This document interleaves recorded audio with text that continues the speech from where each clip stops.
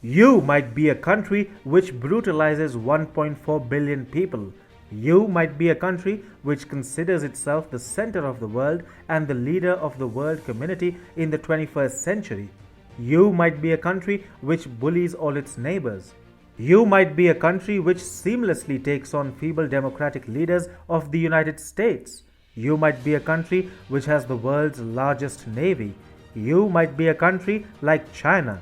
But you are no match for Russian President Vladimir Putin.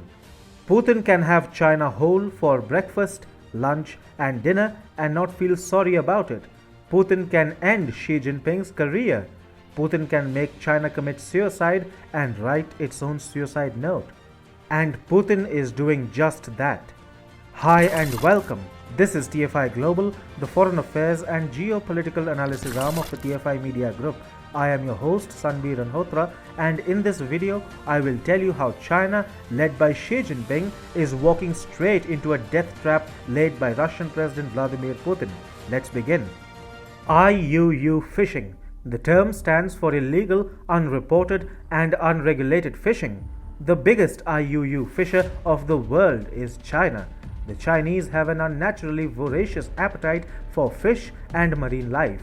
Therefore, to satiate its needs, China fishes not just along its own coastlines or even just in the South China Sea. In fact, Beijing has an illegal fishing racket running in seas across the world, from Latin America to the Indian Ocean to the Atlantic and Pacific Oceans. China has its fishing fleets stealing fishes from other countries all over, while Beijing officially acknowledges a distant waters fishing fleet of 2,500 vessels. Independent researchers estimate it could be as large as 17,000 vessels.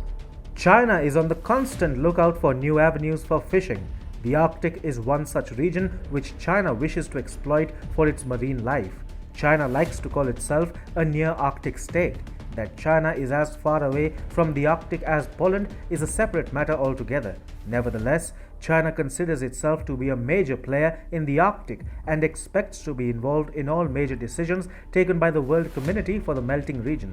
With the polar ice cap melting, the Arctic is being thrown open to a multitude of possibilities, ranging from trade, tourism, gas and oil exploration, and of course, fisheries.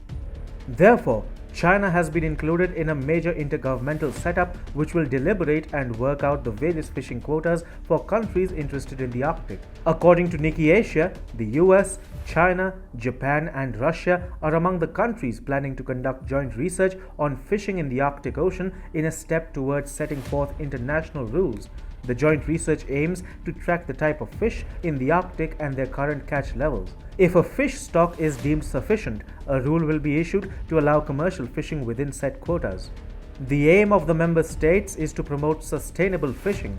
Representatives from 9 countries and the European Union are planning to meet in South Korea early next year to discuss fishing quotas based on similar treaties covering other regions. The Nikkei Asia report also stated that the countries' efforts are based on an international agreement to ban unregulated fishing in the Arctic that went into force in June.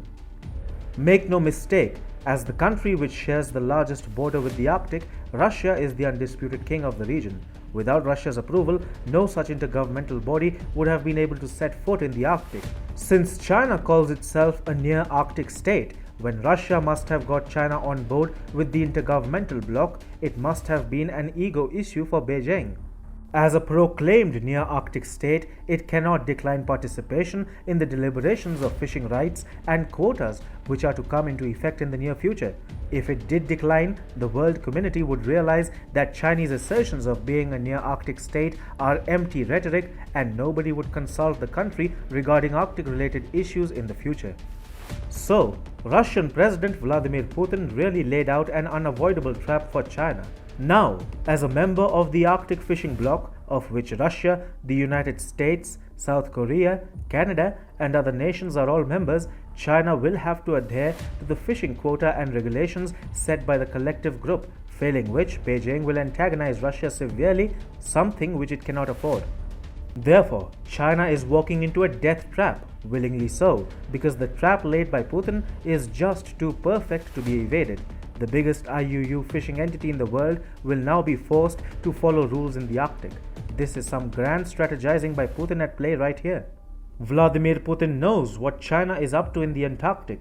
While the rest of the world was cutting down on Antarctic research due to the coronavirus pandemic, Chinese company Shanghai Chonghe Marine Industry was acquiring the largest Antarctic krill fishing boat to be completed by the year 2023.